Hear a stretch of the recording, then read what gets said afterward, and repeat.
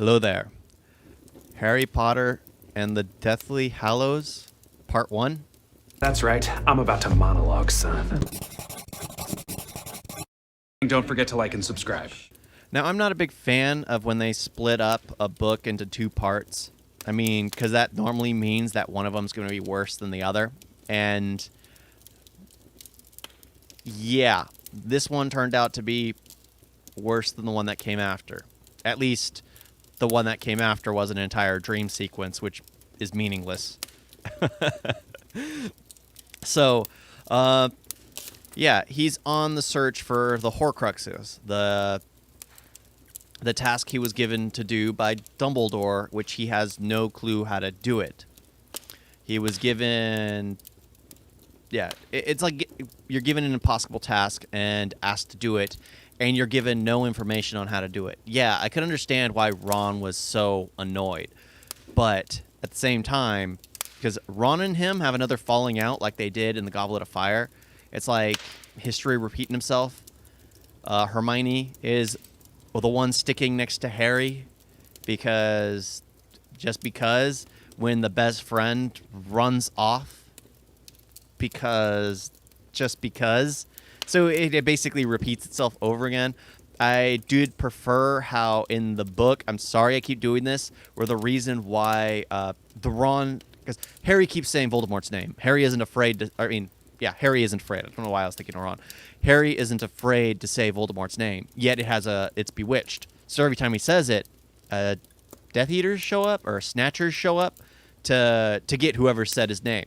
Because it's a cursed name, it's bewitched or whatever. And I preferred that, because they introduced that when they go to meet Lovegood. Yeah. The Luna Lovegood's father. When they go to meet him, and he says Voldemort's name, and immediately they just pop in there. It's just like, yes, that's how it was supposed to be. That's how it was supposed to be. But they don't do that, because the reason why Ron came back was to let them know it was cursed or bewitched, or you just can't say the name. You can't say the name, or else they'll show up. They'll show up and start attacking. Again, there's always things that are I preferred that are better done in the books. It makes more sense. I like that. So Ron came back for a reason rather than just sitting in a bar.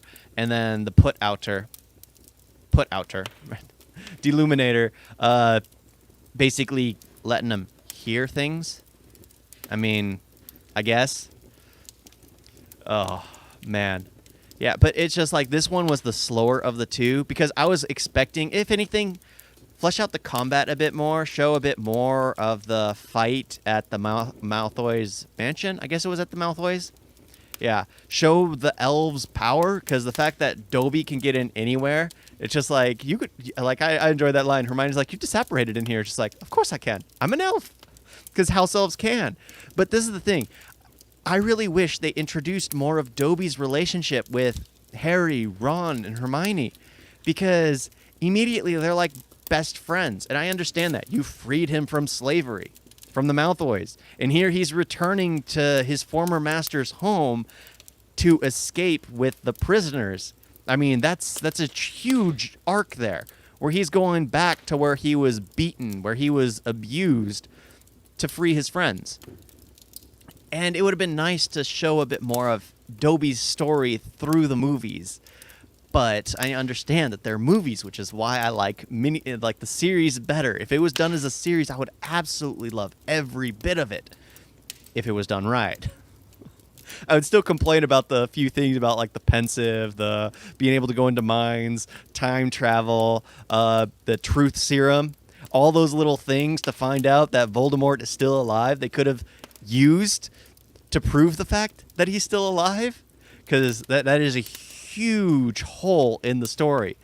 But, like, the little things, the absolute little things, I'm one of those people who have always enjoyed, like, the slice of life, and Dobby kind of felt like that slice of life, that a bit of the wizarding world that you see in the books that isn't introduced in the movies, because he would pop in here and there, the things that happen in the background. How do the dorms always get cleaned? And then you find out that it was slavery that did it.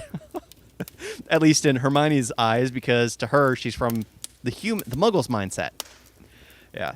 But I would have loved to see more of Dobby because honestly, I choked up. I almost felt tears come to my eyes when Dobby was basically killed.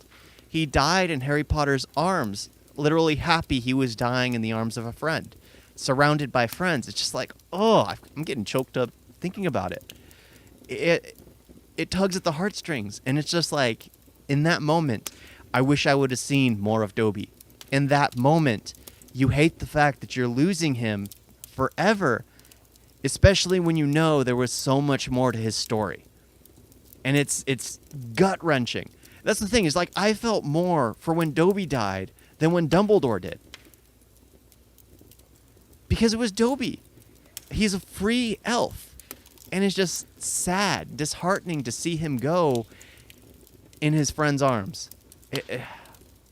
Oh. Oh, man. Poor Dobby. Yeah, I'm a huge Dobby fan. Huge Dobby fan.